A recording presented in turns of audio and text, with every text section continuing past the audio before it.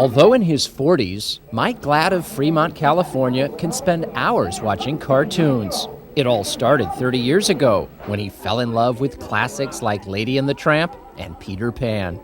I think those were what really imbued my spirit with a love for it, was those features where you went and you watched them and went away and you were absorbed with that whole process. Absorbed enough that he began collecting these animation cells of all his favorite characters.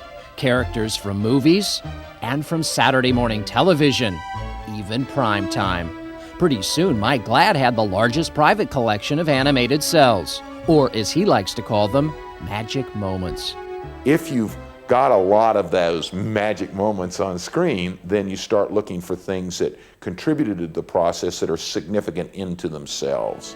So Mike Glad began collecting concept sketches, the first step in the animation process. He collected paintings that provided the background for the animation, backgrounds with which the cells were later composited. He remembers the time he spotted this background while watching TV with his son. I noticed that the squirrel was on there, and I started thinking about the cells I had, and I remembered I had this cell, and this is exactly as it appeared on screen, and they came from two different sources, and now they're back together. 50 years apart, and now they're back together. Mike Glad's collection traces the history of an art form. At the outset of World War I, publisher William Randolph Hearst commissioned Winsor McCay to depict the sinking of the Lusitania on film. Hearst wanted a powerful image to foster patriotism. They couldn't recreate that situation, so they gave him an opportunity to dramatically characterize it. And also the thing that's interesting about that is, the public was so naive at that point in time. They didn't have the sophistication of today's audience. They might have even construed a lot of them as live action footage. Now, Mike Glad is not one to keep his vast collection to himself. It was always his intention to mount exhibitions which feature various aspects of the animation story. Case in point, this exhibit at the Academy of Motion Picture Arts and Sciences. The subject, animation during World War II. It's all yours, Von Limburger! For the movie-going public, cartoons would poke fun at the enemy. Hello, Schultz! I want you to... Oh, is that you, Mert?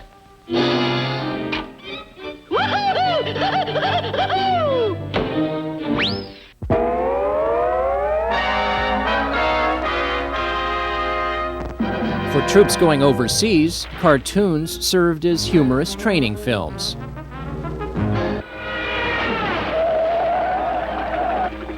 Why, it's Snafu. I never forget a face. Using clips and artwork, the Glad exhibition shows how Hollywood animators went to war with their pens. One of those animators was the great Mark Davis. He remembers his company, Disney, had just completed Pinocchio and Fantasia when war broke out. All foreign markets dried up. Disney, more than any other studio, depended upon that foreign market.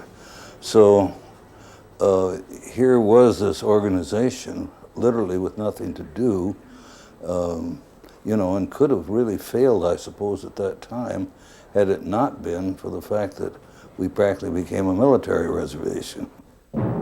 The government employed animators to warn the public about psychological warfare, how the enemy appeals to emotion more than reason. A weapon of war.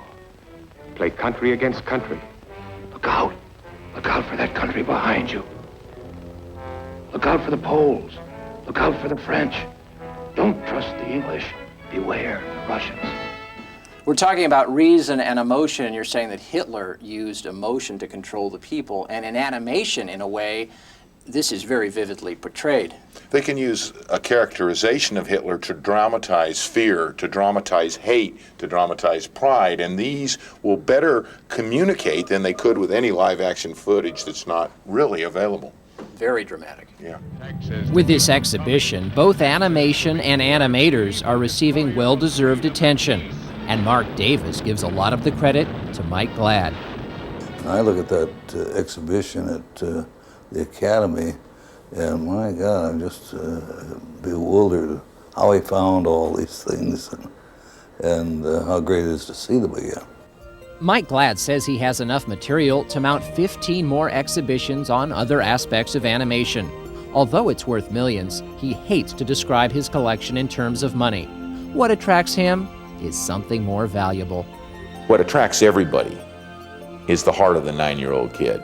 For Classic Hollywood, I'm Peter Jones.